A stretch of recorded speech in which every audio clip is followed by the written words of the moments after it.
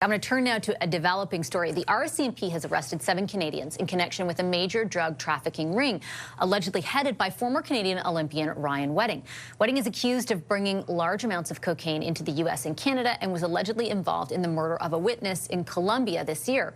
In a joint announcement in D.C. today, U.S. Attorney General Pam Bondi said Wedding controls one of the most prolific and violent drug trafficking organizations in the world, while she announced new charges. Have a listen.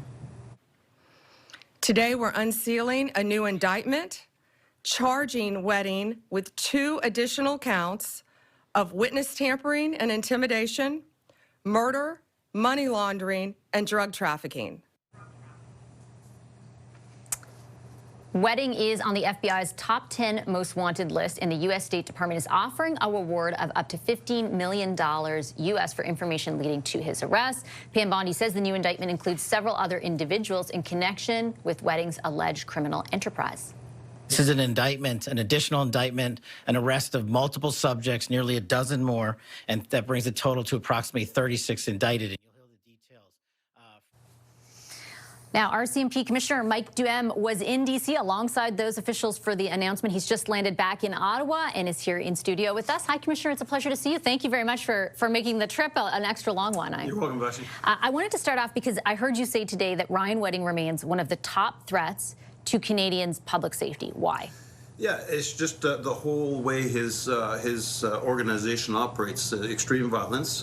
You've heard of the charges that have been, the indictments that have been brought forward, murder, conspiracy to commit murder.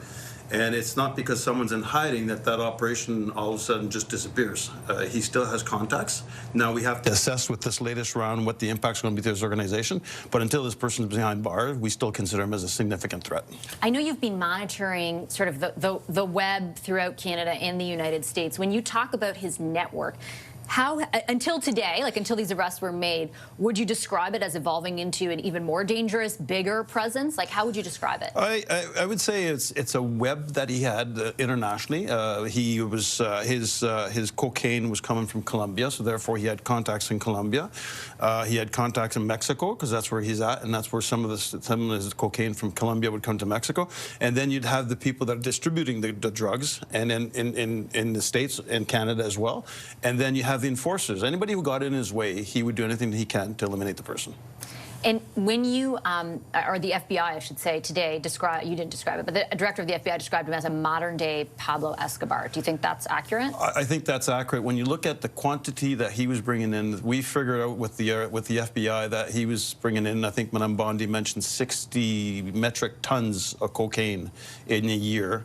He's running a $1.3 billion criminal enterprise. So that is up to what the comparison that Mr. Patel did. And you mentioned like the extent of his network, you know, through Colombia, through Mexico. I think for Canadians watching tonight, they're wondering, considering especially you characterize him as a threat to Canadian public safety, like what is the presence like, to your knowledge? And obviously you've made arrests, but what is the presence like in Canada? There's affiliation sometimes with different street gangs. And most of the times, I want to reassure the Canadians that these crimes are being committed from organized crime to organized crime groups. They're not just going to, there has been some accidents. There has been 1 or 2 that, to my knowledge, but for the most part, they're going after other gang members because they're either interfering in the business or not cooperating with the business. So what is the public, because there was a significant, you know, a couple who was murdered basically, who had nothing to do with anything, and their daughter was critically injured. Like, what is the threat as you would describe it outside of that? Like, is it the cocaine? Is it just the criminal activity? The cocaine's one of them, and if you have drugs, obviously you have the criminal activity that comes with it. And again, I go to what I mentioned earlier. There have been 7 charges with regards to conspiracy to commit murder, and also some murders that were committed. So, as I said, he is running a business, and anybody who interferes with his business, they're either in the business or they're not, and he will eliminate them. How far do you feel you permeated that business in Canada with these arrests? Obviously there's a significant impact. There'll be a greater impact once we locate Wedding and arrest him. We were in Mexico in September, and we met with the equivalent of Minister of Public Safety, and we shared with him our interests and obviously the FBI's interest in locating Wedding. What is the reception to that interest in Mexico? They're collaborative, but as the FBI agent said today on the phone, on the press conference, where They did say that he is protected also by the Sinaloa cartel. So that just shows you where he's at in hierarchy when it comes to cartels. When you have a $10 million reward that's now up to $15 million reward and no one's coming further, that's because he's still making probably good business for the cartels. There's not a threat to the cartels. And forgive me if I'm incorrect, but is that not the cartel that was very recently in Canada deemed to be a terrorist organization? Sinaloa was listed as a terrorist entity. So how serious is his association with them? Well, it would be for us to demonstrate the association, and you could lay terrorist charges if he's supporting a terrorist entity that's listed in Canada. And why is it because of that protection that it has been so difficult to find him? It's challenging when you want to hide somewhere like in Mexico in the mountains or somewhere. It could be challenging at times. You need the right information, the right technology to be able to identify exactly pinpoint where he's at. And what kind of communication? Like I hear you say that the Mexican authorities are collaborative, but like, obviously, you and the FBI are working very close together. What can you tell Canadians about the level of collaboration or communication with Mexico as well, like in the effort to actually get him? Yeah. So when you look at, just before getting to him, when you look at the overall involvement of the RCMP across Canada, but we also had our office in Los Angeles, our office in Bogota, and our office in Mexico that were involved. When we were there in September with the meeting with the Mexicans, they said it was one of their priorities.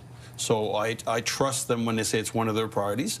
We are working together with the FBI and the Mexican authorities. I'm sure you can't divulge, necessarily all the details, but do you feel that there is, like, it could be close that you could find him, or is it like nobody has any idea where he is in Mexico? Well, the fact that the reward just went up to $15 million, that could be enough to entice someone to come forward with some information, some credible information as to where he's located at, and that's what we want. We don't want anybody to intervene. We want them to report it to the FBI hotline that they have, and let the professionals look after the rest. And do you know when the last time he was in Canada? I'm not quite sure the last time he was in Canada. It's important to note that he was on our radar in 2015, where we laid charges against him, and then that's when he went to Mexico and hid in Mexico for several years, and actually worked under another alias, and we had just lost track of him, and then he resurfaced recently in 2023, for which we began the investigation with the FBI. And what was sort of like the hinge moment for this series of arrests and this announcement today? Like, was it his involvement, alleged involvement in the witness, the murder of the witness? Like, what sort of tipped things off? Often there's a planning phase that goes in when we do the arrests and lay charges. And often you could do the first phase, and then when you arrest people, seize phones, seize computers, it brings you to other charges and whatnot. So this was just planned as a phase one would be this, and the next phase would be what we saw today. And what's the next phase?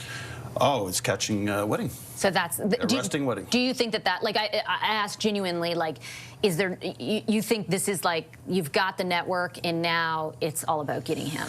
It's about getting him. It's about getting him. Who he is. Let's face it. When you are importing 60 metric tons of Can cocaine. I ask a stupid question? Like how much is that in comparison to what gets trafficked? I think Attorney General Bondi mentioned something like it would be the equivalent of 40 cars. The weight of 40 cars or 45 cars, I forget, but I didn't do math exactly with that. But it's a significant amount. But you can imagine that amount that's coming into Canada was not only coming into one organized crime group. Like he most likely had the whole control of cocaine coming into Canada to different organized crime groups. And is he the largest cocaine, I guess, drug trafficker in Canada? He is. I would, based on the intelligence we have right now, he is the biggest. And what about the ability to get? Because I listened to Attorney General Bondi talk about this too, like the way that he's utilizing, trucks, for example, to get the cocaine into Canada. Like, what are we doing on that front? Yeah, it's well known to us that there's some investigations that are ongoing, but the method of using a truck to bring cocaine, meth into Canada is known. It's a matter of us getting the right intelligence and targeting the companies that are actually doing that. And do we have the resources? I guess it's not just the RCMP, it's the CBSA, but we've made promises to increase resources at the border, that kind of thing. Like, could that help? Yeah, it's a collective effort. If we have information that a certain type of vehicle is coming and CBSA is coming at a point of entry, we will work with CBSA and share the information and make sure that we can stop it. Or sometimes there's different techniques where we want to follow where it goes. So, do you think that the arrest today and the sort of clamping down on the Canadian aspect of the network will have a germane impact on the amount of cocaine trafficked through Canada? I think it will have an impact for sure, because you're destabilizing his network.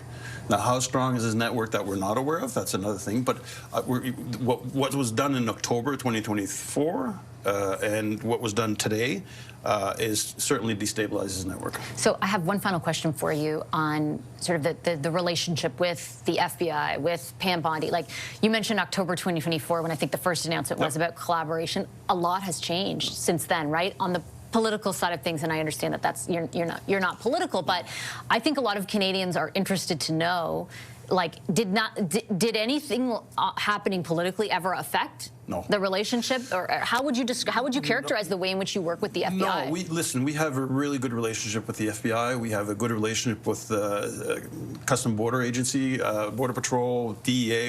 And people are coming together because they want to get the job done, right? They're true professionals. Whatever happens in the political world, it's different. Law enforcement come together and they want to share information. They want to share intelligence. You see, this is a good example how we're sharing intelligence, expertise to come to a successful conclusion once we arrest Mr. But it's like that in the different files that we have as well. Yeah. So is it fair to say that despite all the stuff that has changed, would you describe your relationship with the FBI, with the Attorney General?